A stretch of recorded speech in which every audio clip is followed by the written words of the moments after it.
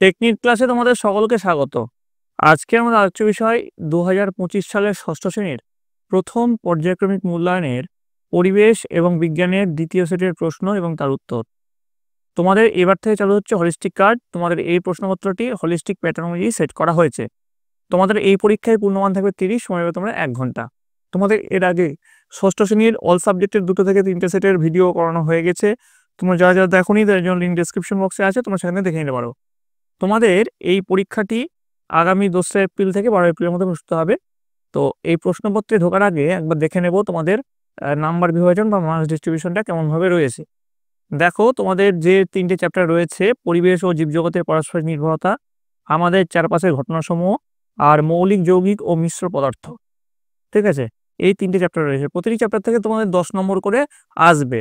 তার মধ্যে দেখো 4টে থাকবে তোমাদের এমসিকিউ, 2টো থাকবে 1 নম্বর প্রশ্ন এবং 2টো থাকবে 2 নম্বর প্রশ্ন। 4 আর 4 8 আর 2 10, এইভাবে তোমাদের 10 নম্বরের প্রশ্ন আসবে প্রতিটি চ্যাপ্টার থেকে। মোট 30 নম্বরের প্রশ্ন এইভাবে সেট হবে।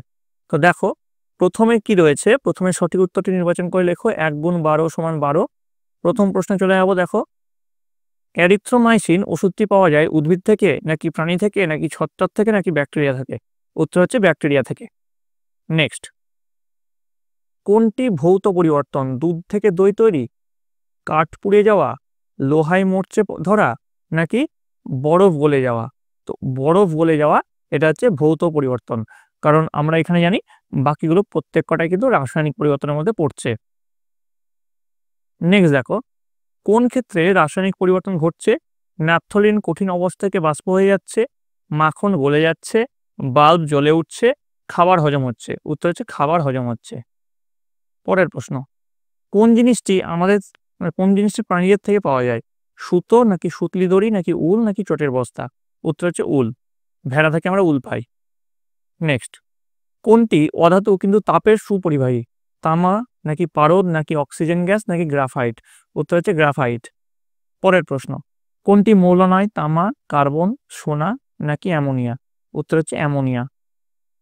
নেক্সট, আদা গাছের যে অংশ মানুষ খায় সেটি হলো মূল, কাণ্ড, বীজ নাকি ফল? উত্তর হচ্ছে কাণ্ড। পরের প্রশ্ন, কুইনাইন ওষুধ তৈরি হয় যে গাছের ছাল থেকে সেটি হলো নিম, কালমেঘ, সিংকোনা নাকি তুলসী? উত্তর হচ্ছে সিংকোনা।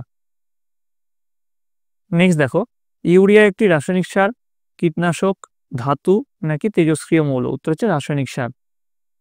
পরের প্রশ্ন 10, স্বর্ণলতা এক প্রকার, পরজীবী, মিথজীবী, মৃতজীবী নাকি কোনোটি নয়? উত্তর হচ্ছে পরজীবী। পরের প্রশ্ন চলে যাবো। দেখো, অ্যামোনিয়ার সংকেত হলো, এর মধ্যে অ্যামোনিয়ার সংকেত কোনটা হবে? দেখো NH3, এটা হচ্ছে অ্যামোনিয়ার সংকেত। CH4 কিসের সংকেত? CH4 হচ্ছে মিথেনের সংকেত। H2O হচ্ছে জলের সংকেত এবং HCl হচ্ছে হাইড্রোক্লোরিক অ্যাসিড। ঠিক আছে, প্রাণীদের থেকে পাওয়া যায়, এর মধ্যে কোনটা? তো দেখো, উল হচ্ছে প্রাণীদের থেকে পাওয়া যায়। নিচের প্রশ্নগুলির অতি সংক্ষিপ্ত উত্তর দাও, যে কোনো 6টি। 1 গুণ 6 সমান 6। প্রথম প্রশ্ন চলে যাবো। দেখো, ফসফরাস ট্রাইক্লোরাইডের একটি অণুতে একটি ফসফরাস পরমাণু আছে, তাহলে ফসফরাস ট্রাইক্লোরাইড অণুর সংকেত কি হবে? দেখো, তাহলে সংকেতটা কি হবে? PCl3। পরের প্রশ্ন, কাঠ পালিশ করার জন্য যে রজন লাগে সেটি উদ্ভিদের কোন অংশ থেকে পাওয়া যায়? উত্তর হচ্ছে কাণ্ডে। সূর্যের আলোর সাহায্যে গাছ খাদ্য তৈরি কি ধরনের পরিবর্তন? গাছের খাদ্য তৈরি হচ্ছে রাসায়নিক পরিবর্তন। আমাশয়ের জীবাণু কোথায় বাসা বাঁধে? উত্তর হচ্ছে অন্ত্রে। পরের প্রশ্ন, ভিটামিন A ও D এর কাজ কি? উত্তর লিখে চোখ, হাড় ও দাঁত মজবুত রাখা। হানিডিউ কি? উত্তর লিখবে জাব পোকারা গাছের শর্করা সমৃদ্ধ রস শোষণ করে শর্করা সমৃদ্ধ বজ্র ত্যাগ করে, একে হানিডিউ বলে। জল কি কি মৌল দ্বারা গঠিত? উত্তর লিখবে হাইড্রোজেন ও অক্সিজেন। H2O হচ্ছে জলের সংকেত। পরের প্রশ্ন, একটি বা দুটি বাক্যে উত্তর দাও, যে কোনো 6টি। 2 গুণ 6 সমান 12। প্রথম প্রশ্ন চলে যাবো। দেখো, আগুন ধরালে সমান ওজনের কয়লা, গুঁড়ো কয়লা ও কয়লার বড় টুকরো কোনটি তাড়াতাড়ি জ্বলে উঠবে ও কেন? সমান ওজনের গুঁড়ো কয়লা বলেছে আর কয়লার বড় টুকরো, এর মধ্যে দুটোর মধ্যে কোনটা আগে জ্বলবে? দেখো, উত্তর হবে গুঁড়ো কয়লা তাড়াতাড়ি জ্বলে উঠবে, কারণ এর পৃষ্ঠতলের ক্ষেত্রফল বড় টুকরো থেকে বেশি, ফলে অক্সিজেনের সাথে বিক্রিয়া দ্রুত হবে।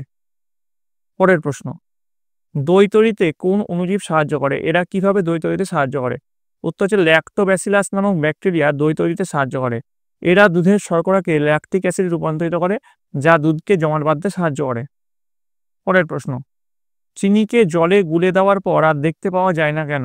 উত্তর লিখবে, চিনি জলে দ্রবীভূত হয়ে যাওয়ায় চিনির কণাগুলি অদৃশ্য হয়ে যায়, তার জন্য একে আর দেখতে পাওয়া যায় না। পরের প্রশ্ন, পাউরুটির গায়ে ফুটো দাগ থাকে কেন?